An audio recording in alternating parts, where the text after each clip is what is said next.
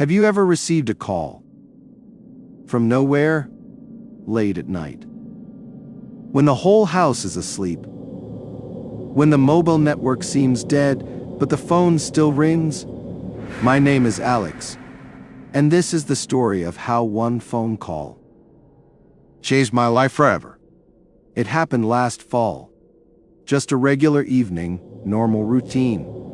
I was sitting at home, scrolling through my phone, and suddenly, an incoming call. Unknown number. Normally, I wouldn't answer strangers.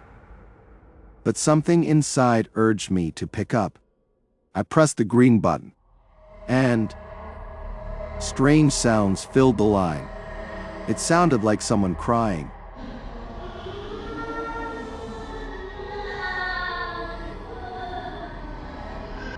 Soft, broken sobs.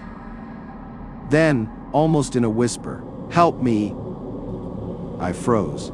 Seconds stretched endlessly. I asked, "Who is this?" There was no answer. Only a child's crying.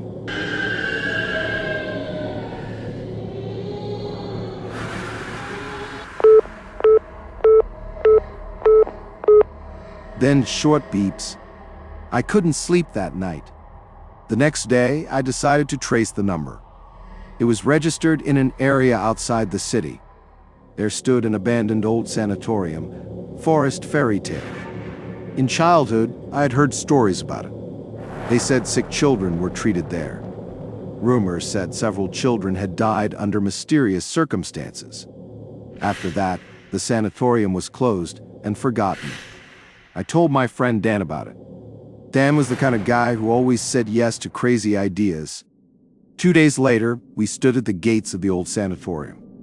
The rusty gates hung half off their hinges.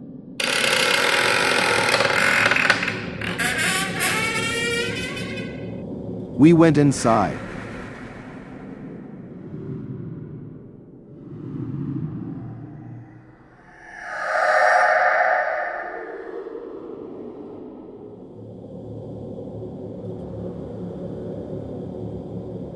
Old buildings stood like black shadows against the gray sky.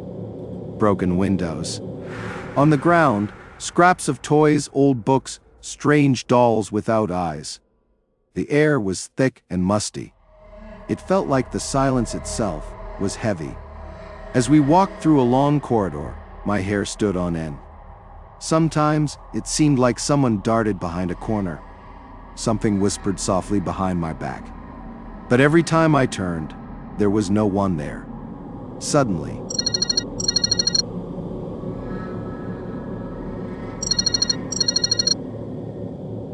the phone rang again. I looked at the screen. The same number. But there was no signal. The screen said, "No service." But the call was still coming through. With trembling fingers, I pressed answer and heard the same voice.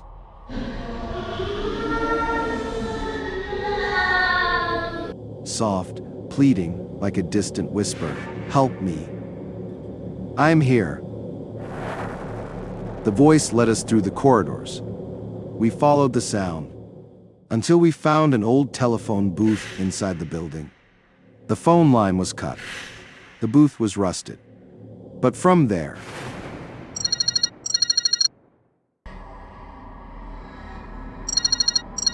the call echoed again.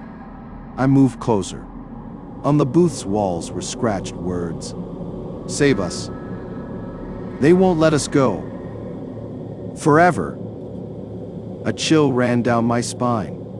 We went down to the basement.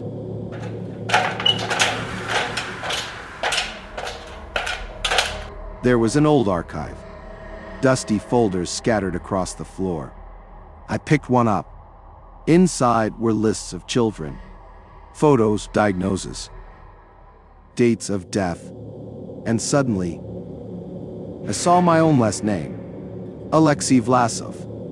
Birth date matched. Death date, 1986. I couldn't believe my eyes. A mistake. Or something more? The silence broke with a creak.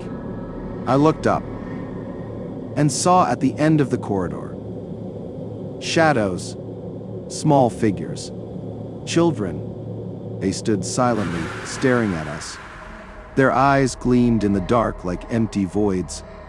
Dan grabbed my hand and pulled me upstairs. When we ran outside, I looked back. The same shadows stood at the gates. They didn't chase us, but their empty stares were locked onto me. We drove away in silence, but it was just the beginning. Now, every night, at 3:00 a.m., my phone rings. No signal. On the screen, the same number and the same voice. Help me. And if one night your phone rings and you see a strange number, don't answer.